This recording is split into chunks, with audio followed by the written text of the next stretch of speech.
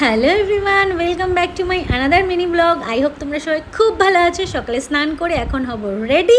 তো রেডি হয়ে গেছি, যাব অফিসে। তার আগে এরা দুজন আমার বাড়ির সামনে অপেক্ষা করছে। আর আজকে বৃষ্টিও হচ্ছিল, আর ছোটো ঘোড়া নিয়েছি ধরে এখন যাচ্ছি অফিস। আজকে অফিসে প্রচুর কাজ ছিল, একটু ব্লগ করতে পারিনি। বাড়ি এসে হেয়ার মাস্কটা অ্যাপ্লাই করলাম, কারণ আমার পাশের বাড়ি বোনের বিয়ে।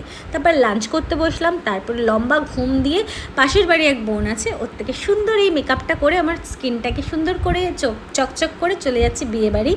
কেমন লাগছে অবশ্য জানি। আর এই ছিল আমাদের মিষ্টি ব্রাইড। দেখো কি ভালো লাগছিল না দেখতে। তারপরে সাদনাতলার এত সুন্দর করে সাজানো হয়েছিল, নিজের বিয়ের কথা মনে পড়লো। তারপরে নিচে এসে ফুচকা খেলাম, জিলেপি কোল্ড ড্রিঙ্কসকে বাদ দিলাম, দিয়ে সোজা চলে গেলাম চিকেন পকোড়া আর ভেজ পকোড়া খেতে। এই খাওয়াটা এনজয় করতে না করতে দেখলাম বর চলে এসছে। বরকে সবাই ওয়েলকাম করতে চলে গেছে, তো আমিও গেলাম, গিয়ে একটু ভিডিও নিলাম। আর বিশ্বাস করো, এই বরণ করা দেখে না আমার বিয়ের কথা মনে পড়ছিল। ভাবছিলাম যদি আমিও এই বরণ করাটা দেখতে পারতাম, কিন্তু আমি তো ওরই অপেক্ষা করে সুন্দর করে সেজেগুজে বসেছিলাম। যাই হোক, বরণ করা দেখে চলে আসলাম ওপরে রাত্রের ডিনার করতে। অনেক কিছু ছিল মেনুতে, পজ করে দেখে নিও। প্রথমেই চলে আসলো ফিশ ফ্রাই। ফিশ ফ্রাইটা দারুণ ছিল, আমার তো বেশ ভালো লেগেছে, ঝাল ঝাল, আর মাছটা প্রচণ্ড সফট।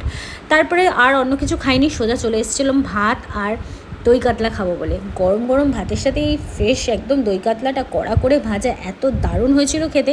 এটা শেষ হতে না হতেই চলে আসলো শাহি পোলাও আর মটন কষা। মাটন কষাটা কী বলবো, বিশ্বাস করো এখনও ভয়েস ওভার দিতে গিয়ে মুখে জল আসছে। তোমাদের দেখে আসছে কি না বলো, সেটাও জানিও। মাটনটা এত ভালো হয়েছিল কি বলবো।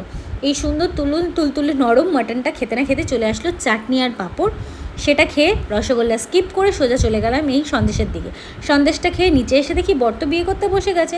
তারপর আমি আইসক্রিম হাতে নিয়ে সোজা চললাম বাড়ির পথে। টাটা।